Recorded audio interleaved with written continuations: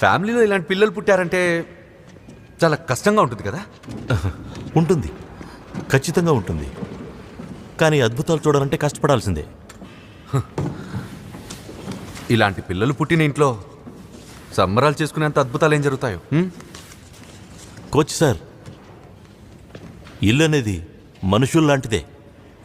మళ్ళాగే ఇంటికి వయసు అయిపోవడానికి పెద్ద టైం పట్టదు.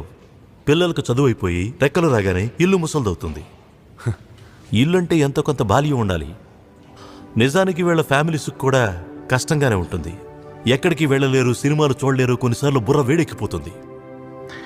కానీ ఎన్ని కష్టాలనైనా ఈ పిల్లల కోసం భరించవచ్చు. ఎందుకంటే ఇంటికి ముసలితనం రానివ్వరు. వీళ్ళ ఫ్యామిలీస్, ఫ్రెండ్స్ వీళ్ళ కోసం ప్రాణాలిస్తారు. కోచ్ సార్ ఈరోజు మండే అయినా ప్రపంచం మునిగిపోతున్నా సరే అందరూ ఇక్కడే ఉంటారు.